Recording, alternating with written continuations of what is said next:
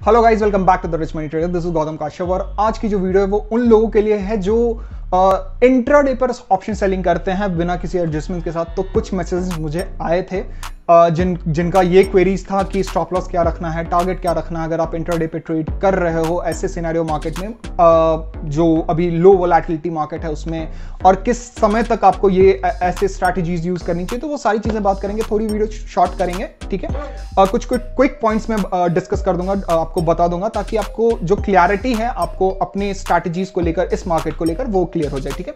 तो चलिए वीडियो शुरू करते हैं। तो सबसे पहले बात करते हैं कि आपको जो शॉर्ट स्ट्रैडल है, बेसिकली सारे लोग जो इंटरडे पे यूज करते हैं वो शॉर्ट स्ट्रैडल ही यूज करते हैं, या कुछ लोग आयरन फ्लाई भी यूज करते हैं टू मैनेज द रिस्क, ठीक है। तो वो अपनी अपनी चॉइस है, बट इसको आपको दोनों में से कोई भी आप यूज करो। बट जब आप इसको यूज करते हो बिना किसी एडजस्टमेंट्स के, तो आपको कब यूज करना चाहिए?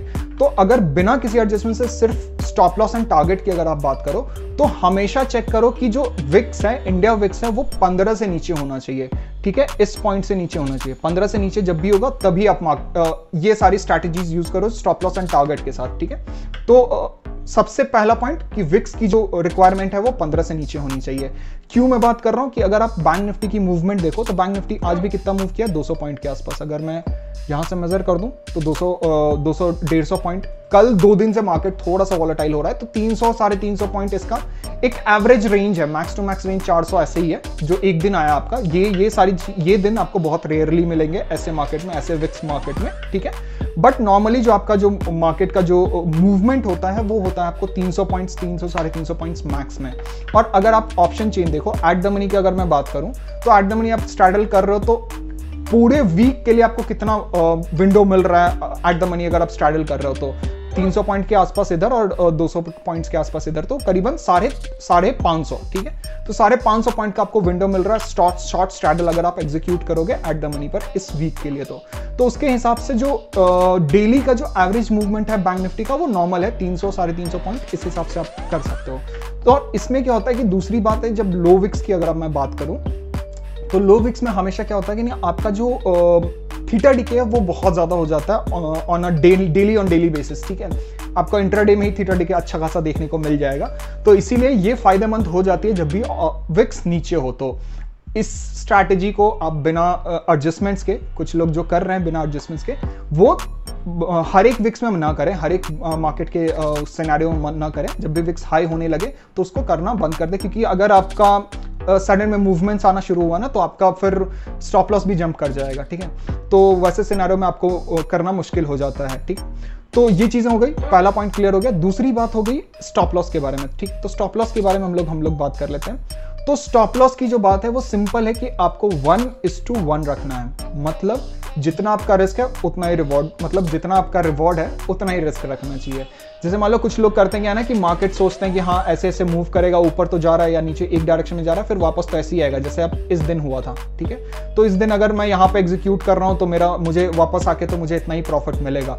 बट ऐसा नहीं होता है। जैसे ही मान लो कि आप 2500 तक का मान लो आपने रिस्क रखा है, एसएल रखा है 2500 तक का, और ऐसे मार्केट में आपका रिवॉर्ड मान लो 1000 है, ठीक है। तो अगर मान लो किसी दिन ट्रेंडिंग मार्केट हो गया ना, जिस दिन विक्स हाई होने वाला रहेगा उस दिन अगर आप फंस गए तो ये जो 2500 है ना, आपका जो स्टॉप लॉस है वो बहुत ज्यादा चला जाएगा, ठीक है। आप 2-3 दिन का जो प्रॉफिट है वो चला जाएगा आपका। तो इसीलिए कोशिश करो, क्योंकि मैक्सिमम ऐसे मार्केट में ना आपको मैक्सिमम इस तरीके के मार्केट दिखेंगे, इस तरीके के बहुत रेयरली मिलेंगे, मतलब 10-20% मिलेंगे।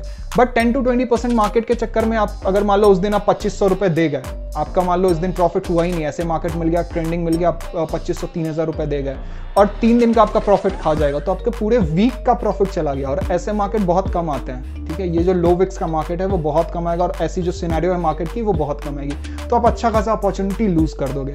तो इसीलिए कोशिश करो कि मैक्स टू मैक्स टारगेट भी आपको 1000-1200 से ऊपर का नहीं रखना है, एंड रिस्क भी 900 से 1200, इतना ही आप रिस्क रखो, वही बेहतर है। जैसे ही आपका रिस्क इससे ज्यादा होने लगे तब आप एग्जिट कर जाओ। या दूसरा पॉइंट आप क्या कर सकते हो, जैसे मैंने यहाँ पे एग्जीक्यूट किया है, ठीक है। अगर आपको यहाँ पे मैं इसको दिखाऊं, इसको मैं डिलीट कर देता हूँ, यहाँ पे दिखाऊं, मैंने आज के बेसिस पे मैंने इसको एग्जीक्यूट किया था 43,100 पे। तो यहाँ पे मेरा कुछ 1600 का प्रॉफिट बन रहा है डे एंड। बट अगर आप यहाँ पे ही ना, यहीं कहीं पे आपको अच्छा खासा 1100-1200 रुपए का प्रॉफिट बन रहा था। अब मैं स्टॉप लॉस की बात कर रहा था। स्टॉप लॉस में आप डेल्टा के हिसाब से कर सकते हो। जैसे मान लो डेल्टा क्या है, यहाँ पे 51 है, यहाँ पे अगर मैं आपको दिखा दूँ, इसको हल्का से ये कर देते हैं, यहाँ पे क्या है 51 है और यहाँ पे 47 है, तो इसको हम लोग 50 कंसीडर कर लेते हैं, ठीक है। तो 50 अगर हम लोग कंसीडर कर लें, मान लो कि मार्केट ऊपर जा रहा है, ठीक है, मार्केट ऊपर जा रहा है, तो कॉल का जो डेल्टा है वो बढ़ना शुरू हो जाएगा। तो आपको कब तक इसको बढ़ने देना चाहिए? जैसे ही जो ये है ना, इसका मान लो 50% मतलब 25, ठीक है, 25 to 30 ये हो गया। तो जैसे ही मान लो इसका जो डेल्टा है वो 75 या 80 क्रॉस करने लगे ना, तब जाके इसको एग्जिट कर दो, पोजीशन एग्जिट कर दो, ठीक है। दोनों कॉल एंड पुट दोनों एग्जिट कर दो। आपको उस समय अगर मान लो 800 से नीचे का लॉस हो रहा है, तब आप थोड़ा सा होल्ड कर सकते हो कुछ देर के लिए। बट जैसे ही 800-900 का अगर आपको इस समय तक लॉस दिखा रहा है ना इस डेल्टा पर, तब आप एग्जिट कर जाओ, दोनों पोजीशन से एग्जिट कर जाओ। तो ये एक वे है। अब डेल्टा के हिसाब से आप इसको देख सकते हो, या आप अपने प्राइस के हिसाब से चेक करो स्टॉप लॉस, उस हिसाब से आप चेक कर सकते हो। एंड टारगेट का बहुत क्लियर है। टारगेट क्या है? हमको 1000, ठीक है, 1000-1200 से ज्यादा का नहीं रखना है। एंड ये मैं एक लॉट की बात कर रहा हूँ, ठीक है, 1 लॉट की ही मैं बात कर रहा हूँ, 1 लॉट से ज्यादा की नहीं। आप 1 लॉट एग्जीक्यूट करो, उसी बेसिस पे मैं सारी चीजें कैलकुलेशन आपको बता रहा हूँ। तो सिंपल है, आपका स्टॉप लॉस, टारगेट, सारी चीजें क्लियर हो गई। एंड एक और इंपॉर्टेंट बात, यहाँ पे अगर आप देखो तो इस पॉइंट पे अगर आप देखो, यहाँ पे अगर मैं आपको दिखाऊं तो ये क्या पॉइंट है, 43,050 के आसपास, 49 के आसपास। बट यहाँ पे आप क्या देखोगे कि मैंने 43,100 का कॉल एंड पुट लिया, स्ट्रैडल लिया है। क्यों लिया है? अब यहाँ पे मैं आपको यहाँ पे दिखाता हूँ, ठीक है। ये क्या है, 9:30 बजे के आसपास मैं हमेशा कहता हूँ कि आप 15 मिनट मार्केट को सेटल होने दीजिए, तब जाके आप कोई भी स्ट्रैटेजीज यूज कीजिए, ठीक है। तो यहाँ पे अगर मैं 43,000 का आपको दिखाता हूँ, तो यहाँ पे क्या प्राइस चल रहा है 9:30 बजे के आसपास, यहाँ पे अगर मैं आपको दिखाऊं 350, ये कॉल की प्राइस है। अगर मैं पुट की आपको प्राइस दिखाऊंगा तो यहाँ पे देखो 233 रुपए, मतलब सोच लो 100 पॉइंट से भी ज्यादा का डिफरेंस आ रहा है एट द मनी में। मतलब एट द मनी में इतना का गैप है। तो एक और ट्रिक मैं बता देता हूँ, सीक्रेट समझ लो या कुछ समझ लो, जब भी ऐसे मार्केट सिनेरियो आए ना, तो समझ लेना उस दिन जो मार्केट है कुछ देर के लिए बहुत सेटल्ड रहेगा।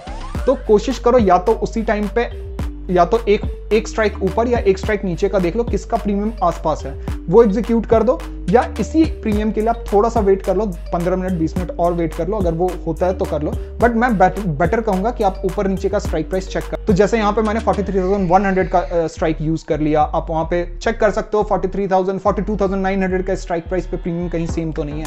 तो उस तरीके से आप इसको यूज कर सकते हो।